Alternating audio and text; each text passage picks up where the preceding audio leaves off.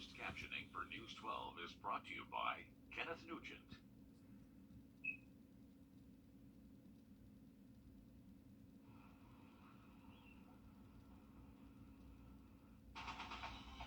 From the station that's on your side, News 12, first at 5, continues.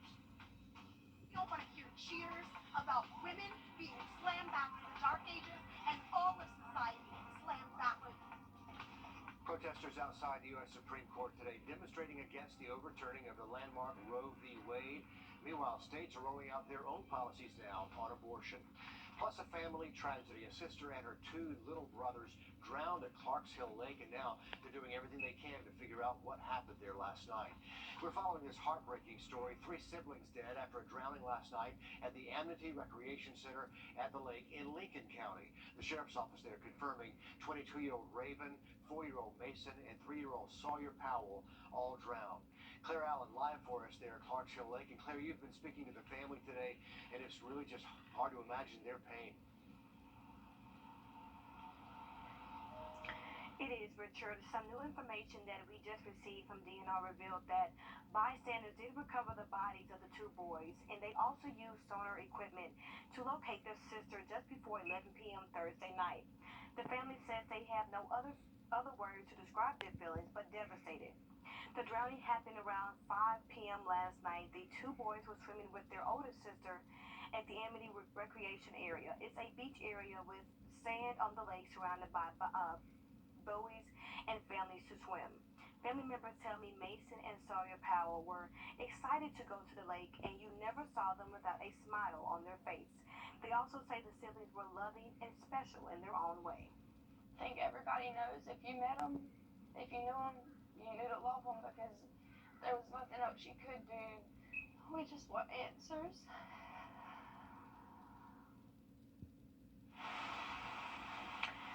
And on News 12 at 6 o'clock, I will have more details about this tragic incident and what we've learned so far. Reporting in Clarks Hill, Claire Allen, on your side. Thank you, Claire. A sister and her 2 little brothers. Just hard to imagine what happened out there. Thanks for the live update. We'll break down more of the weekend forecast coming up in about 10 minutes. Anthony, thank you. Governor Brian Kemp will testify himself next month as Fulton County prosecutors investigate whether former President Trump and others illegally tried to influence the 2020 election in our state. The governor's office confirms Kemp did get a subpoena in the investigation. The governor's sworn examination will take place July 25th. A Georgia group urging people to get tested for HIV. A 2020 report from the CDC says there's been a drop in HIV positive diagnosis during the pandemic. Mother House in Atlanta offering HIV testing, counseling, and support. It was empty during the pandemic as employees switched their services to online. People may think that the HIV epidemic is in the past.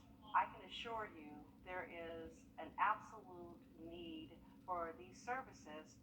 National HIV Testing Day is coming up on Monday. Sister Love also works to fight the stigma around HIV. You can find a site in South Carolina using DHEC's website. The owners of a majority share of the nuclear power plant at Vogtle are suing Georgia Power. They claim Georgia Power is trying to withhold nearly $700 million by changing the contract for the plant. A win could mean millions for customers of electric co-ops and municipal utilities in Georgia, Florida, and Alabama, but they're not trying to stop the construction of this Vogtle, of those units in Waynesboro. Tomorrow is the start of the U.S. Rowing Masters Regional Championship Regatta. Langley Pond, Warrenville is the place. That park will be shut down for the event, but spectators are encouraged to attend for free. The event will include Junior Open and para-rowing events for anyone over 22 years old. It runs from 7 in the morning until 2 in the afternoon, both Saturday and Sunday. Betty's Bash coming up this weekend, a celebration of Columbia County's Riverside Park. That 6-mile paddle around the island is go at your own pace. You can start whenever, and the person who brings back the fastest time wins. They're going to have live music at the park into the evening. The race is open to anyone. You can get in the water as early as 9 o'clock. Should be clear weather for that. Students at the Cyber Center working all week long ahead of a competition, and it's not like the kind you might imagine. We're going to take a look at their robots when we come back, first at 5. And as we go through this weekend, we're talking about temperatures seasonal into the lower 90s, the chance for a few isolated showers on Saturday, and looking sunny by Sunday. We'll break down that weekend forecast coming up next.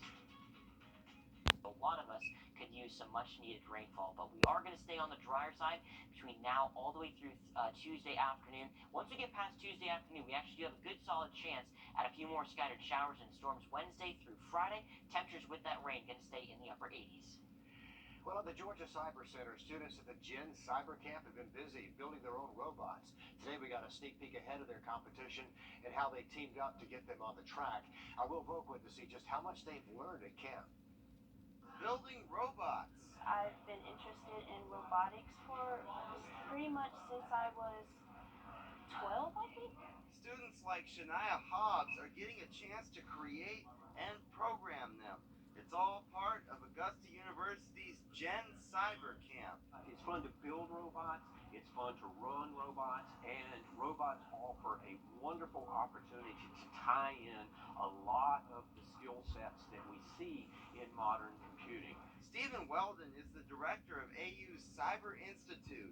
He says robots provide a great learning opportunity. The hardware, the software, the communications, the cybersecurity aspects. Robotics is a great avenue for that. The goal for these students is to keep the robot on track and follow the line.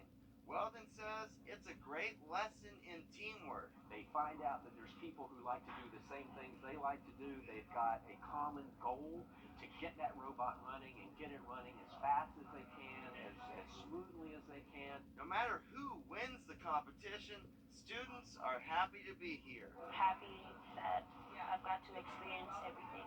In Augusta, Will Volk, on your side. A simple assignment, follow the line. You know it can't be easy though. Weldon says 24 students took part in the camp and more than a dozen students from AU helped run it. A good time and you know they learned a lot. Great careers ahead of them. Okay, like something out of a movie, they found a massive record-breaking python, of course, in Florida. We take a look at scientists' efforts to haul that thing back to the lab when we come back. Okay, iPhone users know your phone can take care of a lot of jobs. Things like taking pictures, sending a text, getting directions even. As easy as all that is, it can be even easier with an app you probably have but never use. Jamie Tucker takes a look at what you can do using the Shortcuts app. Shortcuts is pre-installed on new iPhones. It looks like this. If you don't see the app on your iPhone or iPad, you can download it from the App Store. What this app does is take some of the most complex things we often do with the iPhone and do them with just one tap on the screen. So let's say when you leave work, you typically let someone know what time you'll be home. You listen to a podcast, open maps. Well, instead of doing all of those things step by step on your phone, a shortcut will do it for you. Opening the Shortcuts app, tap on Gallery. These are some of the more popular and useful shortcuts.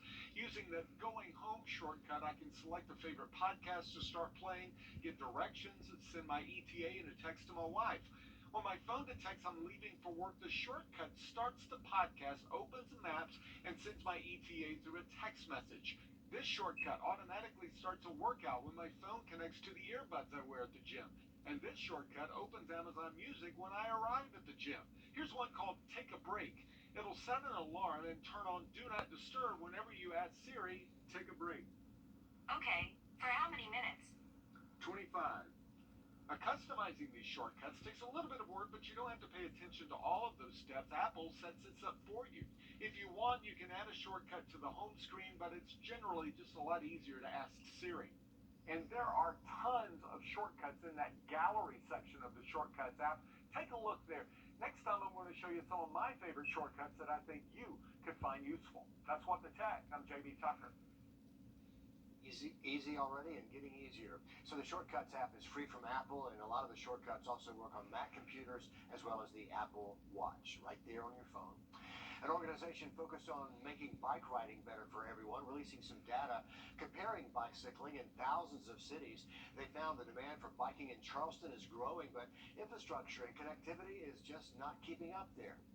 The connectivity isn't there yet, so the ability for people to get to their jobs, to get to houses of worship, to get to school, to run errands all by bike, it's very limited. Zimmerman says the organization has some takeaways from the study, one being that the demand is there, but they need the community support for better transportation and better transportation choices, and they can press for that at city meetings.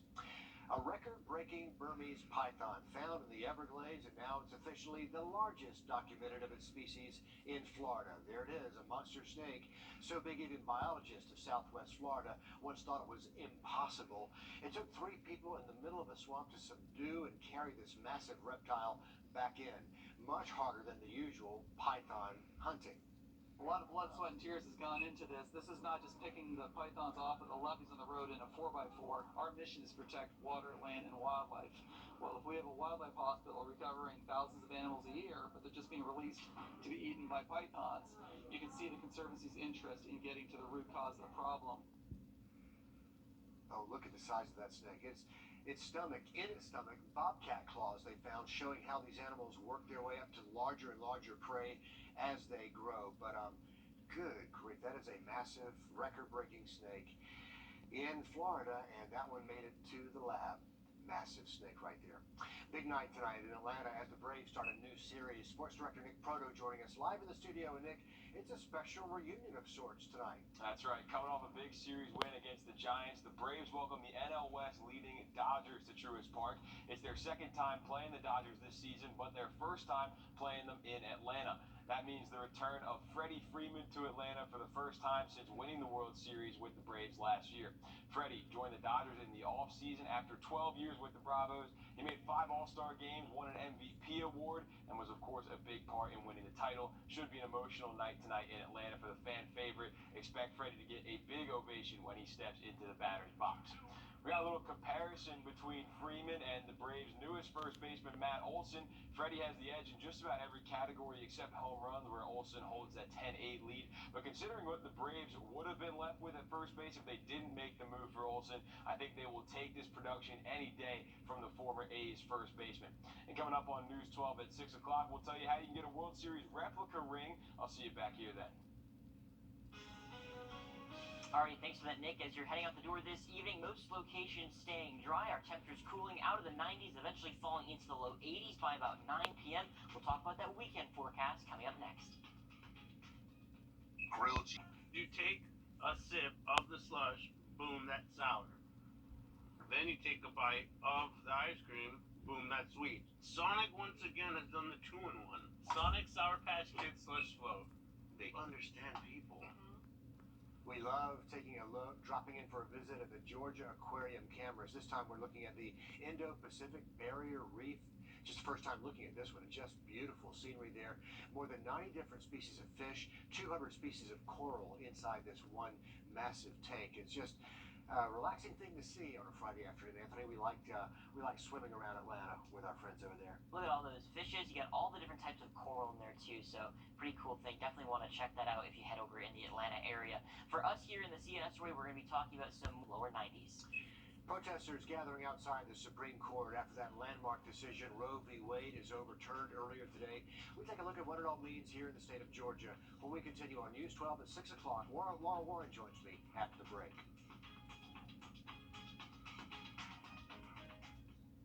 All